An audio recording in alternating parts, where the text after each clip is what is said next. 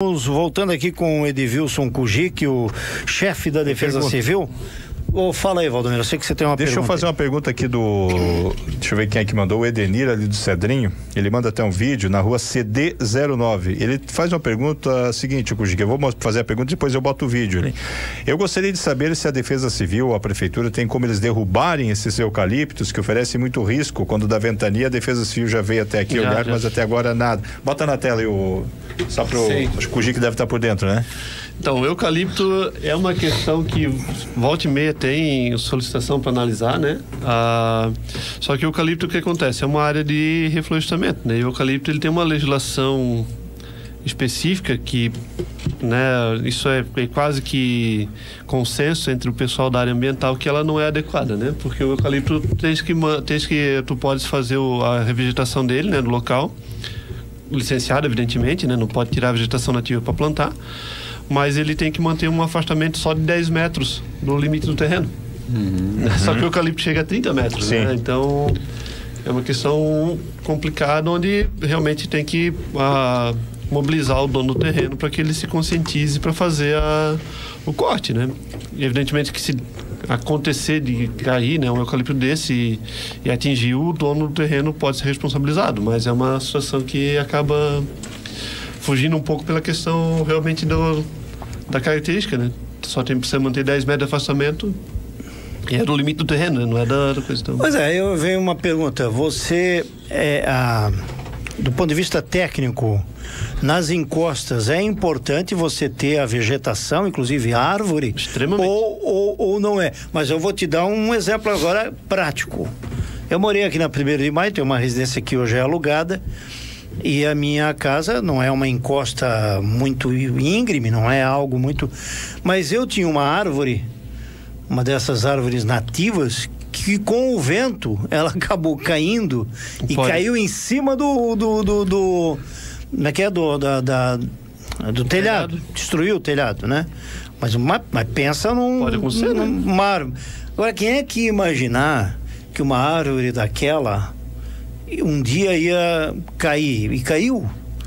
Caiu. O que acontece? Qual é o critério que você tem para isso? Tem alguns critérios que a gente vai levar em consideração, por exemplo, quando vai fazer, para dizer se aquela árvore está em risco ou não, né? Lembra que a Defesa Civil não vai autorizar o corte, né? Você vai fazer um documento informando se tem o risco. Falando ou não, né? nisso, deixa eu te dizer, então, até para incluir assim, para eu arrancar o resto da árvore que não caiu, porque ela quebrou e precisou pegar uma máquina. Cara, eu precisei fazer olha, foi um trabalho, eu tive que ir no IBAMA, tive que ir na Organizações das Nações Unidas para o Meio Ambiente, sabe? Foi um protocolo o transporte lenhoso, ele hoje só pode ser licenciado pelo IBAMA, né? Não, mas para cortar, assim, para tirar o pedaço que ficou lá, eu precisei para tirar o toco, tu tá falando? Para arrancar, porque ele quebrou, né? Quebrou. Ficou só aí depois eu fui entender qual é a natureza da coisa. Bom, se ficou o toco, vai nascer um broto ali, vai voltar a ter uma árvore. Então dependendo da espécie, né? Então exatamente. Tem espécie que não vai rebrotar, né? Mas tem alguns critérios. Então, o que a Defesa Civil vai observar, né? Se aquela árvore está doente, se tem parasita, né, se ela teve, por exemplo, movimentação de terra recente, se ela sofreu alavancamento, né? Então, tem um vento muito grande, a árvore inclinou um pouquinho, tu vai notar ali onde tem o enraizamento dela que ela mexeu, né? O solo levantou, rachou, mas tem que ser recente, né? Às vezes deslizamento que deixou a raiz exposta, cancro ou oco, né, ali na árvore, e aí dependendo da posição que tiver, né, isso dali vai ser colocado que tem uma situação de risco, recomendando ou não o corte, e aí vai ser encaminhado, né, para o meio ambiente para fazer o licenciamento desse corte. Qual é o tipo de ocorrência que vocês atendem em dias de tempo seco, né? Porque... De todo tipo. Porque, né, a gente não tem... Você tá querendo dizer o quê? Que a Defesa Civil não trabalha? Não. Deixa eu quebrar aqui um pouquinho a seriedade. Tu acha que eles só trabalham quando chove? Eu acho que vocês são acionados quando chove. Agora, qual foi essa pergunta aí? Não. Qual é o tipo de serviço corriqueiro que vocês fazem fora nesses tempos, assim, de tempo seco? Entra de tudo, assim, mas nesse período de normalidade, por exemplo, entra bastante questão de regularização fundiária, né? A pessoa está fazendo um desdobro, um desmembramento, regularizando o terreno. Passa por vocês isso? Passa. Também, né? Também passa. Também passa. A consulta prévia, né? Então a pessoa foi lá, deu entrada para construir, está no setor de risco, mas não dá para dizer, porque não está chovendo que não vai ter uma corrente de deslizamento. Tem também, né? Ou para analisar o risco, ou às vezes porque teve uma escavação recente, por exemplo, a pessoa comprou o terreno, não conhecia aquela área, né? Aí foi lá, comprou, fez uma escavação, tinha aterro, e a pessoa não sabia, né? E aí acaba movimentando mesmo com o tempo seco. Queda de árvore, assim, é uma que tem bastante, assim, não a queda, mas o risco da queda, né? Março é uma época que agora, como tem troca de estação, que vai vir uma época com mais chuvas, né? Sempre. A famosa frase das águas de março que fecham o verão, sempre mais traz bastante chuva. Eu queria fazer uma pergunta, um outro questionamento. Quanto à questão do monitoramento do rio Itajaí-Mirim, né? Rapaz, você está falando e eu estou aqui exatamente abrindo para fazer essa pergunta. O sistema de monitoramento do rio Itajaí-Mirim e de pluviômetros, nós tínhamos pluviômetro de todos os bairros da cidade. Nós tínhamos um monitoramento no site de 4 pontos, mas, por exemplo, não tem do centro da cidade, por exemplo. No centro da cidade a gente tem um que é da Defesa Civil do Estado, né? Agora até é para ter saído já, até tem conversado de novo com o Juliano, que é o atual diretor de TI, para fazer a manutenção do site, justamente para poder puxar esse do centro. É aquela estrutura que está pendurada na ponte? Na ponte. É aquela que está bem pendurada ali. Isso, é uma estação da Defesa Civil do Estado. Tem essa ali para incluir no site, tem uma outra lá em Botuverá, que também é da Defesa Civil do Estado, para poder incluir no site. Nós temos uma que foi colocada no projeto junto com a empresa Metos, é uma empresa, caramba, acho que é suíça, se eu não me engano. Se não for o pessoal da Metos estiver nos escutando, gente, desculpa, tá? Mas é que é uma parceria, né? Então foi colocado na Zambuja para incluir. Temos algumas estações aí para incluir no site. Então tem algumas questões de estruturação do site também, né? Para serem resolvidas. E depois agora a gente está, né? Tem também o projeto de ampliação, né? Da rede telemétrica, né? Que deve ocorrer, talvez não esse ano, né? Mas ano que vem para algumas outras situações, né? E temos, por exemplo, a gente tinha mais pluviômetros no site, mas aí são pluviômetros que não têm domínio da Defesa Civil, né? Que são pluviômetros da Defesa Civil Nacional, que eles não estão operando, né? Então a gente acaba tirando, né? Para não ficar a informação errônea ali no site, né?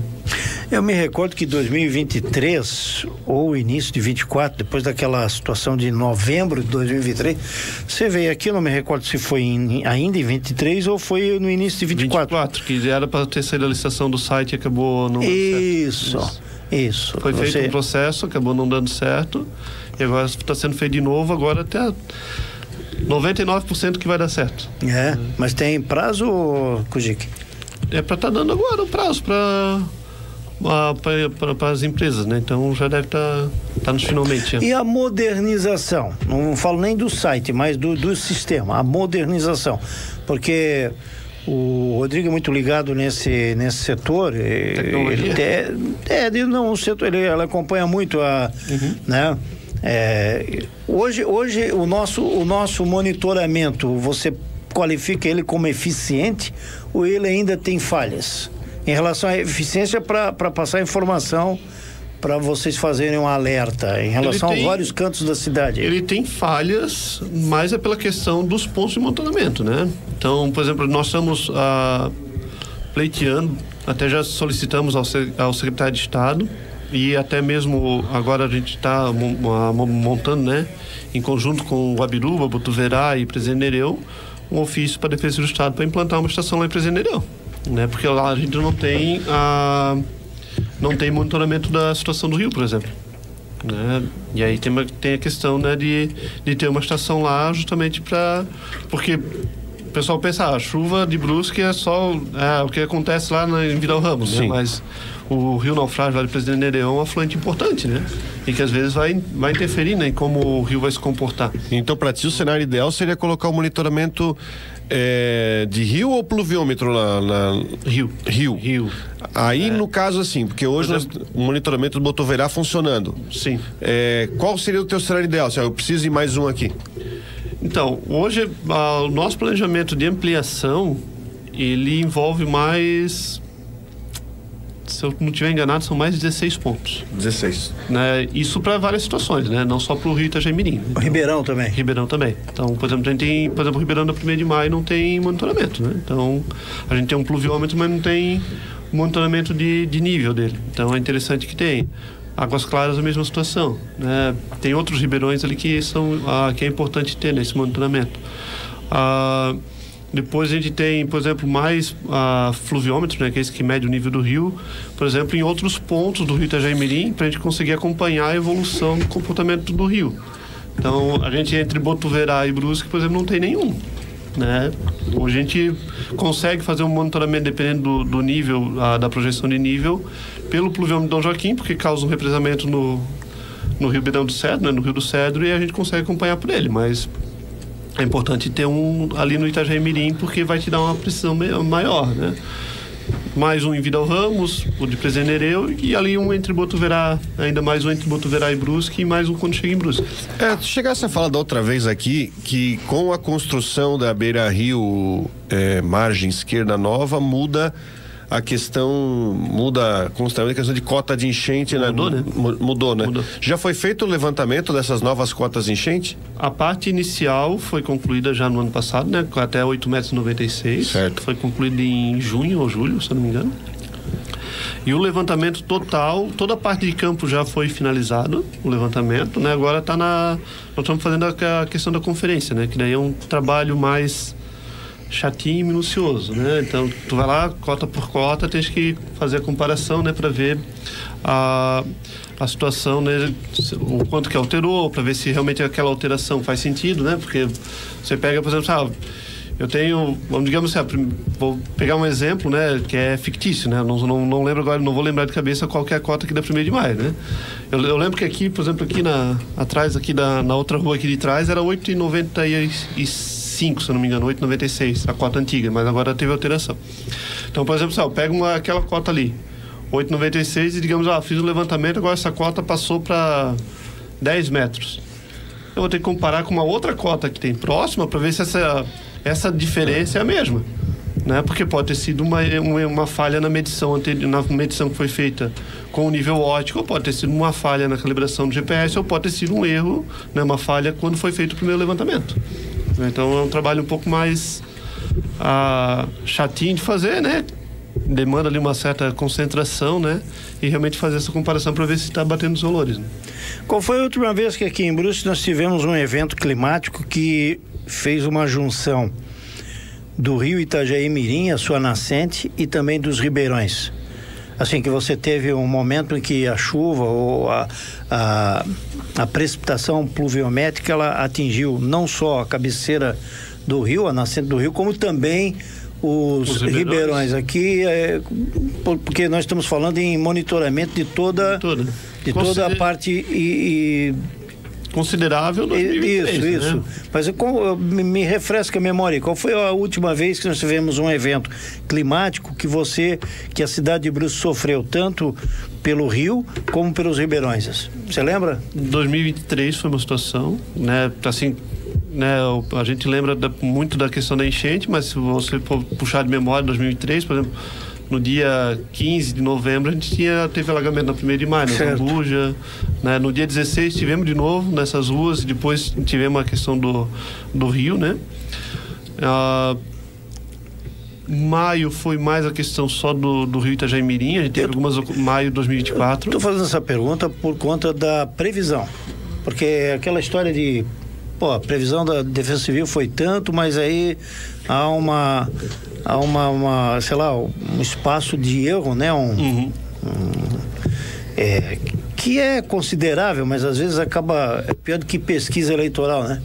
Aquela 2 para baixo, 2 para cima. No caso de uma enchente ou de uma questão pluviométrica de clima, você não pode trabalhar com isso, ou pode? 2 para baixo ou 2 para cima? Não. Porque o 2 para baixo e o 2 para cima, uma alusão aqui a uma eleição, no caso, pode significar a água entrando num estabelecimento comercial. A gente trabalha para cima. Para cima, né? Sempre trabalha para cima. Tanto que, por exemplo, se for pegar em maio ali, né, quando foi dado o alerta, era 7,80, mas foi alertado todo mundo com 8 metros e pouco, né? Justamente por causa dessa situação, né? Porque tu faz uma projeção de nível com base no que tem de informação e tu tens ainda uma previsão, né, do tempo que pode indicar uma melhora no tempo, pode indicar mais chuva, né, e tu não sabe como vai cair essa chuva. Sim. Então tem sempre uma tolerância, e até quando foi feita a mudança lá do plano de contingência, né, a imprensa acompanhou ali principalmente a parte da audiência pública e foi falar dessa questão, né, que a gente não vai mais só alertar, dependendo, chegou, por exemplo, uma projeção de cheia de 6 metros, 6,30 na verdade, a gente vai alertar 1 metro acima, até 7,30 e assim por diante, então tipo a 8 metros até 9. Né, justamente por causa dessa mudança de cota que teve e por causa dessa questão que tu colocou, né, Dirley, que tu pode ser alguma questão que mude realmente a situação como está se desenvolvendo. Edevilson, muito obrigado pela presença aqui no Rádio Revista, é sempre bom conversar contigo e saber que você já foi colega meu de trabalho no mesmo estabelecimento. Claro que... Tu não sabias? Eu não sabia. Ah, é? Não sabia. Eu já tinha comentado que tinha trabalhado. Ele se dá bem com o laranja no corpo. Ele se dá bem com o laranja no corpo. Muito obrigado pela oportunidade, né? Deixa eu aproveitar aqui, gente, aproveitar uns 2 minutinhos aqui, fazer um convite, né? Tá para ser lançado agora a inscrição para a 12ª edição da Descida do Rio, que vai acontecer no dia 22 de março, deve ser lançado agora essa semana, né? Então a inscrição vai ser só via eletrônica, né? Então vai ser lançado ali junto com a arte, vai ser lançado ali o formulário para a pessoa poder se inscrever, né? Quem se sentir à vontade, né? Quem quiser também ir com sua embarcação, o seu colete, né? É bem-vindo. A gente vai descer ali de trás onde tem a barragem de captação de água do Samay, ali próximo para cima do IFC ali, né? Pela margem à direita do Rio Itajaí-Mirim, vamos até naquela prainha que tem logo após a Ponte do Trabalhador, né, porque são pontos, né, que é bom, né, para botar vamos combinar com a capivara para não estar lá no dia do ali na ilha, tem uma ilha ali. Sempre tem, né? A ilha já não tem mais. Não tem mais, só tem a prainha agora. Né? Mas tem que combinar com as capivaras para não pra gente não invadir a praia dela. Né? E, né, mandar um abraço pro pessoal da Defesa Civil, Obras, Trânsito, Samay, a Ciência Social, né, que estão sempre juntos, né? Cada vez que a gente tem outros órgãos, né, mas é o que a gente mais incomoda, né? Que quando dá qualquer previsão a gente tá ali, né? Fechou então, dia 22 de março. 22 de março. Que horário vai ser? 7h30 da manhã, concentração. A expectativa é que a gente consiga zarpar com as embarcações, né, até as 8 horas. Vamos de lei.